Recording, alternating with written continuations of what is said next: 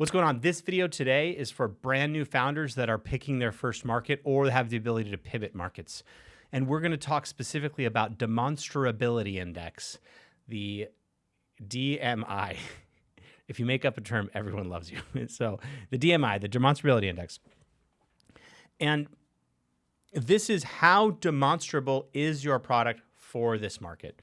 Now, let me give you something that has a low DMI and a high DMI. Now, a low DMI is we help make your workers more efficient with AI. Okay, how? Well, we use AI to help them do their job better. And so there are certain types of software products, usually horizontal SaaS companies, those that are selling into HR, that are selling people time, et cetera. That's the low DMI. Now let's talk about a super, super high DMI. My friend is building a company that has a robot arm that can move dishes. Well, it turns out the very best people for that are folks that wash a lot of dishes. And he has a super high DMI. He's like, look, this robot, I know exactly the thing in your workflow that you need. It will take this and it will go from here to here. Super, super high DMI. And he just has to describe exactly what it does. And because he is in the right market, 70% positive reply rate on all of his LinkedIn messages. And that's because he's not competing against anyone. He is in a blue ocean. And you generally will have a much better job at something if you can have a high DMI in a market that is not competitive. And I should probably give you another example of this. So my friends Rio and Nick are starting a new company. I love these guys. They're fantastic. I once gave Rio about 100 buckets of Thai food, and his wife's like, give that man the Nobel Prize. She like always remembers me for this. So I'll tell you that story later. So they were building a tool that will follow you around on Chrome and document what you're doing. Like, oh, we can do it for support teams. Well, the problem is that in that context, it has a really low demonstrability index because it's like, well, what is it for? It's for like documenting support workflows, but like, how is it different than Loom? And how is it different than these other tools? It's like, well, it's better, it's blah, blah, blah. So I use ChatGPT to say, go help me find other types of use cases for this where the DMI will be high. And so one of the things we found is like airplane mechanics. So it turns out that airplane mechanics today have to like read huge PDFs to be able to determine what to do on their gigantic planes. The demonstrability index for their tool is way higher in that world. They can say, Jordan, instead of reading 1,000-page PDFs, we'll allow you to take a picture of the plane, and then we will run it through our how-to software and teach you exactly how to fix X, Y, or Z based on the mechanics of the plane. Amazing, right? And so you pick a good market here where actually your demonstrability index gets way, way higher, where it becomes very, very, very clear what you do relative to that problem. And it's even better if relative to the market, your solution is sort of unheard of.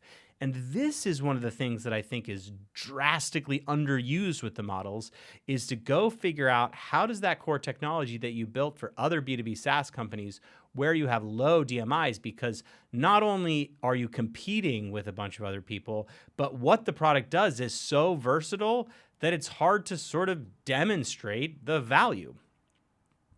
And the beautiful thing about this is that in this world where you have a very low DMI and you're trying to explain yourself, it's like this, but different than this, different than this, you get caught up in the competition. You get caught up in the fact that it can do a bunch of things for a bunch of people, and you have a really, really hard time. And it's like you can use it in different ways.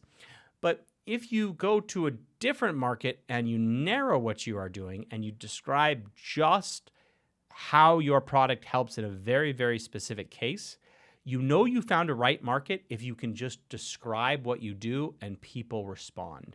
If you're B2B SaaS and selling to other B2B SaaS, you can't do that. You can't just say, hey, you know, the AI SDR, it does all the time, like, we generate meetings, talk about outcomes, right? And the problem talking about outcomes is people want to know how.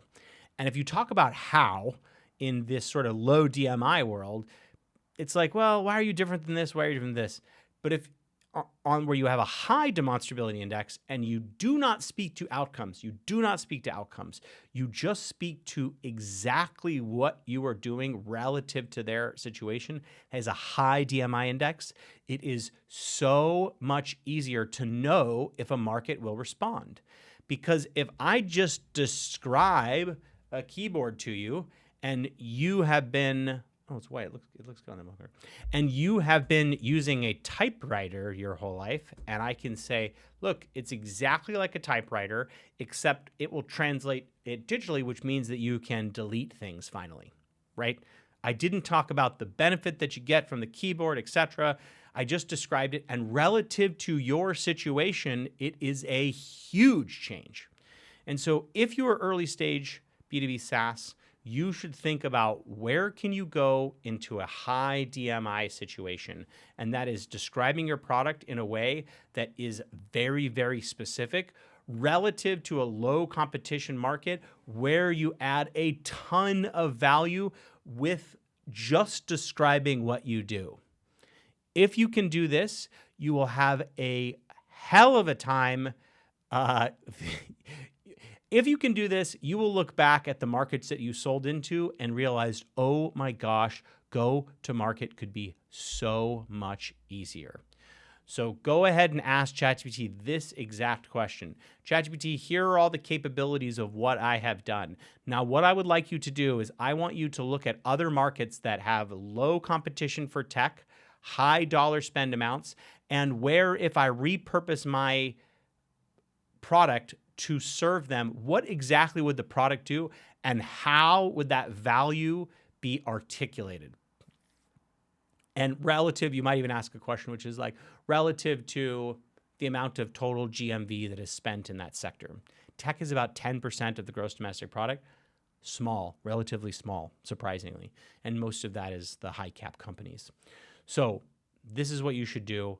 Go focus on markets where your product has a high DMI, and you don't have to do any of that. You just can try this. Go try it, and you will be amazed when you go to market. You'll say, "Oh my gosh, it is so much easier to sell, and what was I doing?"